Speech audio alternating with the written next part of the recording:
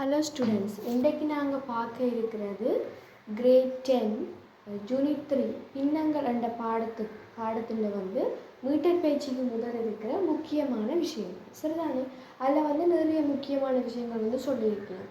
ஒன்று வந்து நீங்கள் கிரேட் 9 வந்து படித்த பின்னங்கள் என்ற சுருக்கள், அதாவது பொட்மேஸை பயன்படுத்தி செய்த சுருக்கங்கள். அடுத்தது வந்து சின்ன சின்ன வசன கேள்விகள் வந்து தந்திருக்கிறேன். அடுத்தது மீட்டர் பயிற்சியில் வந்து உங்களுக்கு கலப்பெண்ணை வந்து முறைமையில்லா பின்னமாக மாற்றுறது, அடுத்த முறைமையில்லா பின்னத்தை வந்து கலப்பெண்ணாக மாற்றுறது, அடுத்தது வந்து பின்னங்களோட ஒப்பீடு, ஏறு வரிசைப்படுத்தல், இறங்கு வரிசைப்படுத்தல், அடுத்தது அழகு பின்னம் எது, முறைமை பின்னம் எது, முறைமையில்லா பின்னம் எதுன்றது வந்து வகைப்படுத்துகிற எல்லாமே வந்து இருக்குது. நாங்கள் வந்து ஒவ்வொரு விஷயமாக வந்து பார்க்க போகிறோம். அவங்க வந்து மீட்டர் பயிற்சிக்கு முதல் தந்த உதாரணங்களின் அடிப்படை. ஓகே, இப்போ இந்த கேள்வி வந்து என்னென்னு செய்கிறேன்டா, என்னது பின்னங்கள்ன்ற ஒப்பிடாம். இந்த 4 பின்னங்களையும் பார்த்தீங்கன்னா வந்து உங்களுக்கு விளங்குது ஒரு பொதுவான விஷயம் வந்து இருக்குது. என்னது, இந்த பின்னங்களுக்கு வந்து மேலே இருக்கிறது வந்து 4க்குமே என்ன 2 சமனாக வந்து இருக்குது. விளங்குதானே? அதாவது வந்து பின்னத்துக்கு மேலே இருக்கிறத என்னென்னு சொல்லுவோம், தொகுதி என்று சொல்லுவோம். ஓகே தானே? அப்போ இதை என்னென்னு நாங்கள் ஒப்பிட போகிறோம்னா வந்து இந்த பின்னங்களில் வந்து பகுதியில் இருக்கிறவர் பெருசாக இருக்கிறவர் பின்னம் தான் வந்து என்னவா இருக்க போகுது, பெருசாக வந்து இருக்க போகுது. பகுதியில் சின்னதாக இருக்கிற பின்னம் தான் என்ன பெருசாக வந்து இருக்க போகுது. விளங்குதான்? இந்த பின்னங்களில் வந்து பகுதியில் யார் சின்னனாக இருக்கிறாரோ அவர் தான் வந்து என்ன பெருசாக இருக்க போகிறார். அப்போ இவர் தானே எல்லாரும் விட பெருசு, அடுத்த பெருசு இவர், அடுத்த பெருசு இவர், அடுத்த பெருசு இவர். இது வந்து என்ன பெருசாக இருக்க போகுது. இவரை விட சின்ன இவரே, இவரை விட இவர் தான் என்ன கூடவா இருக்குது. உங்களுக்கு சின்ன நேரம் தான் பெருசாக இருக்க போகுது. இதை விட இது வந்து பெருசாக இருக்கும். அப்போ என்ன, இதை விட இது வந்து என்ன சின்னனாக இருக்க போகுது. அதே மாதிரி இதை விட இது என்ன சின்னனாக இருக்க போகுது, இதை விட இது என்ன சின்னனாக இருக்க போகுது. அப்போ சின்னனாக இருக்க போகுதுன்னா வந்து என்ன நம்மளுக்கு ஒழுங்கு வரப்போகுதுன்னா இப்படி வந்து வரப்போகுது. சரிதானே? ஓகே தானே? இது வந்து உங்களுக்கான சொல்லி இருக்கிற முதலாவது உதாரணம். அடுத்தது வந்து உங்களுக்கு வந்து சமவெள பின்னம் வந்து காண்ற முறை வந்து சொல்லியிருக்கிறேன்.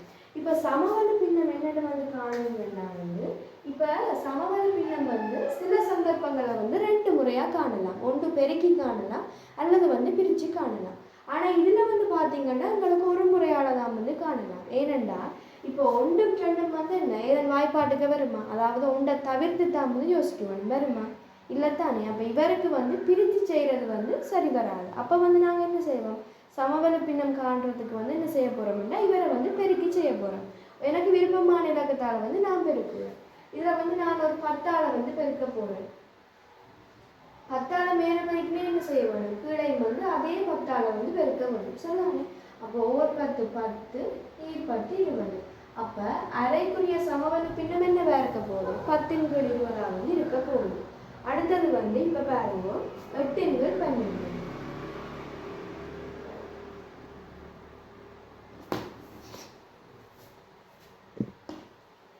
8 × 12.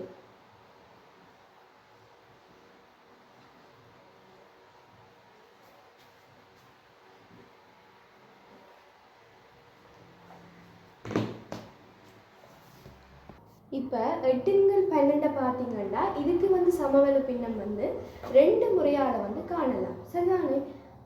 முதலாவது வந்து எங்களுக்கு பெருக்கல் முறை வந்து தெரியும், அதை வந்து பிறகு பார்ப்போம். இப்போ என்னென்ன வகுத்தல் முறையில் செய்கிறேன்னா இந்த 8 12 வந்து எத்தனையாம் வாய்ப்பாட்டுக்கு வரும்னு வந்து பார்க்க வேண்டும். எத்தனையாம் வாய்ப்பாட்டுக்கு வரப்போகுது, 8 12 உங்களுக்கு தெரியுமா என்ன 4ஆம் வாய்ப்பாட்டுக்கு வரப்போகுது. அப்போ 4ஆம் வாய்ப்பாட்டுக்கு வரும்னா என்ன செய்வோம், மேலையும் 4ஆல் பிரித்து அதே நேரம் கீழையும் வந்து என்ன கட்டாயமாக வந்து என்ன 4ஆல் தான் வந்து பிரிப்போம். சரிதானே? அப்போ வந்து 8 4ஆல் பிரித்தா வந்து 2 விட வரும். அடுத்தது 12 4ஆல் பிரித்தா என்ன 3 விட வந்து வரப்போகுது. தானே? ஓகே, இது வந்து என்ன பிரித்து நாங்கள் சமவெள பின்னம் வந்து காண்றது. அடுத்தது வந்து என்ன செய்ய போகிறோம்னா இதுக்கே பெருக்கி வந்து சமவெள பின்னம் வந்து காண போகிறேன். சரிதானே? நான் வந்து சின்ன இலக்கத்தால் வந்து பெருக்க போகிறேன். 2ஆல் பெருக்கினா மேலேயும் என்ன கீழையும் என்ன செய்ய வேணும், அதே 2ஆல் பெருக்க வேணும். 2 16 12 24. அப்போ இதுக்கு வந்து அந்த 2 முறையாக வந்து சமவெள பின்னம் காணலாம். ஏன்னா பிரிக்கக்கூடியமாக இருக்குது. அப்போ ஆகவே 2 முறையால் வந்து காணலாம். இதுக்கு வந்து ஒரு முறை மட்டும்தான், ஏன்னா பிரிக்கக்கூடியதாக இல்லை. அப்போ பெருக்கலை மட்டுமே செய்து சமவெள பின்னம் வந்து காணணும். ஓகே தானே? ஓகே ஸ்டூடெண்ட்ஸ், என்னை பற்றி சின்னதாக ஒரு இன்ட்ரடக்ஷன் தரேன். சில பேர் யோசிப்பீங்க யாருவான்னு. நான் வந்து அட்வான்ஸ் லெவலில் மேத்ஸ் எடுத்தேன். நான் மேத்ஸ் எடுத்து இப்போ எஃப்னா யூனிவர்சிட்டி என்டர் பண்ணியிருக்கிறேன் ஃபிசிக்கல் சயின்ஸ் என்ற கோர்ஸில்.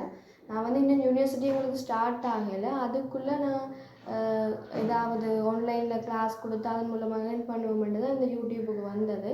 பல பேர் இந்த வீடியோஸ் பார்க்குறீங்க, பார்த்து கேட்குறீங்க டீட்டெயில்ஸ் வேணுமெண்டு. நான் தந்ததுக்கு பிறகு நீங்கள் அவைலபிளாக இல்லை. ஸோ நீங்கள் அதை கொஞ்சம் பார்த்து வச்சுருங்க. நான் வந்து போஸ்ட் போட்டிருக்குறேன் இந்த கிளாஸோட அது உங்களுக்கு இந்த ஆன்லைன் கிளாஸ் வந்து உங்களுக்கு நான் இப்போ படிப்பிக்கிறது விளங்குச்சேன்னா உங்களுக்கு ஆன்லைன் கிளாஸ் வேணுமென்னா நீங்கள் இந்த வாட்ஸ்அப் நம்பருக்கு வந்து வாட்ஸ்அப் பண்ணுங்க. உங்களுக்கு ஏற்ற மாதிரி ஃபீஸில் வந்து குரூப் கிளாஸோ பர்சனல் கிளாஸோ தியரி கிளாஸோ இப்படி வேணாலும் வந்து எடுக்கலாம்.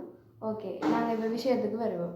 இதுதான் இப்போ வந்து அந்த பின்னத்துக்கு அந்த முதல் நாங்கள் பார்த்த 4 பின்னங்களோட ஒப்பீடுக்கும் இப்போ நாங்கள் பார்க்க போகிற 4 பின்னங்களோட ஒப்பீடுக்கும் வந்து சின்ன வித்தியாசம் இருக்குது. அது என்ன? அதில் வந்து மேலே இருக்கிறவர் ஒன்று கொண்டு சமனாக இருந்தவர், அதாவது வந்து தொகுதியில் இருக்கிறவர் சமனாக இருந்தவர். இதில் பாருங்க, கீழே இருக்கிற அவ்வளோ பேரும் வந்து என்ன சமனாக இருக்கணும், அதாவது வந்து பகுதியில் இருக்கிற எல்லாரும் வந்து சமனாக இருக்கணும். அப்போ இதுக்கு என்னென்னு செய்கிறேன்டா, பகுதியில் இருக்கிற பின்னங்கள் வந்து ஒன்று கொண்டு சமனாக இருக்கிற தொகுதியில் சின்னனாக இருக்கிறவர் வந்து சின்னனாக இருப்பார். அப்போ தொகுதியில் சின்னனாக இருக்கிறவர் சின்னனாக இருப்பாருன்னா இந்த தொகுதியில் பெருசாக இருக்கிறவர் பெருசாக இருப்பார். அப்போ இது பெருசு, இதை விட இது பெருசு, இதை விட இது பெருசு, இதை விட இது பெருசு. ஆகவே இப்படின்னு வரப்போகுது. இந்த பின்னத்தை விட இது பெருசு, இது பெருசுன்னு வந்து வரப்போகுது. இது விளங்குது. அடுத்தது வந்து பின்ன கூட்டல் வந்து பார்க்க போகிறோம். பின்ன கூட்டல் கழித்தல் ரெண்டுமே வந்து ஒன்று தான். இப்போ 10 மேல் 2 10 மேல் 3 இது வந்து மிகவும் இலகுவானது தான். அது எல்லாருக்குமே தெரியும். இந்த பின்னம் கூட்டுப்பட்டால் பின்னம் தான் வரும். சில இடங்களில் முழுவன் வரும். உங்களுக்கு அநேகம் பின்னம் தான்.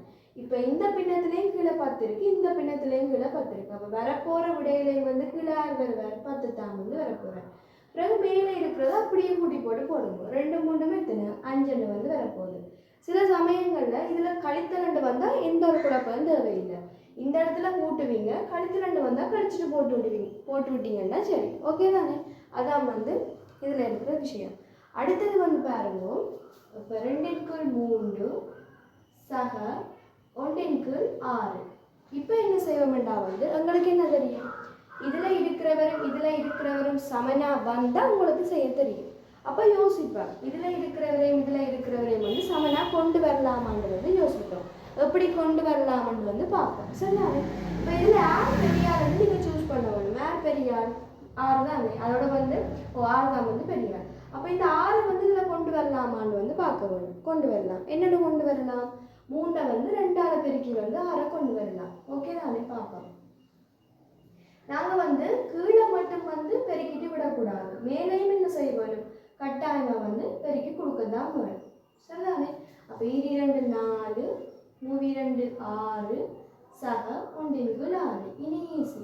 இந்த பின்னம் கூட்டுப்படைக்குள்ள வர்றது ஒரு பின்னமாக இருக்க போது இந்த பின்னத்துலேயும் கீழே 6, இந்த பின்னத்துலேயும் கீழே 6, வரப்போகிற பின்னத்துலேயும் வரப்போகிற விட என்ன கீழே வந்து 6ஆக இருக்க போது நேரம் நோமலாக கூட்டுறது. 4 வந்து வெத்துங்க 5 வந்து வரப்போகுது. சரிதானே? ஓகே, அடுத்த வகையான கேள்வியை வந்து பார்ப்போம். அடுத்த வகையான கேள்வி என்னென்னா வந்து உங்களுக்கு வந்து இப்படி வருது, 2 சக 1 4. இப்போ பார்க்க போகிறோம், இதுவும் ஒன்று சமனாக இல்லை. அதே நேரம் இப்போ இது ரெண்டுமே ஒன்று கொண்டு ஒரு மடங்குலையும் வரையலாம். அதே நேரம் இதை வந்து இதில் கொண்டு வரையலாம், இதை வந்து இதில் கொண்டு வரையலாம். அப்போ என்ன செய்வோம்னா சிம்பிள், இந்த பின்னத்தில் கீழே இருக்கிற 4ஆல் வந்து இதையும் பெருக்க வேணும். 2 தர 4 கீழே வந்து என்ன செய்யணும்? கட்டாயமாக மேலே பெருக்கினா கீழையும் பெருக்க வேணும் 4. இதில் சகண்டா இதில் சக. பிறகு 1 4 வந்து போடுங்க. இவரால் இதையும் பெருக்கி இதிலையும் பெருக்கினா அப்போ என்ன செய்யணும்? இவரால் வந்து இதையும் பெருக்கி இதையும் பெருக்க வேணும். தர 3 வந்து வரப்போகுது. இனி என்ன செய்யுங்க? பெருக்கிட்டு பாருங்க. 3 12 4 8 சக 3 3 4 12. அப்போ 12 11 வந்து வரப்போகுது. சரிதானே? இதுக்கு வந்து இதுதான் உங்களுக்கு உதாரணத்தில் இருக்கிற மெத்தட். நான் வந்து வேறு மெத்தட் சொல்லித்தரேன். உங்களுக்கு எந்த மெத்தட் வந்து விளங்குதோ அந்த மெத்தடை வந்து செய்யுங்க. இப்போ 2 3 இப்போ சக ஒன்றின்குள் 4 தான் இருக்குது. இதில் வந்து என்ன செய்ய போகிறோம்னா வந்து இப்போ இந்த 3 4 12 இதை வந்து கீழே போடுங்க. பிறகு என்ன செய்ய போகிறீங்கன்னா இவரில் பெருக்கி இதில் போட முடியும். 4 2 8 இதில் சகண்டா இதுலையும் சக. பிறகு இதில் பெருக்கி இதில் போட முடியும். 3 1 3 சரிதானே? அப்போ 8 3 11 11 12 சரியா?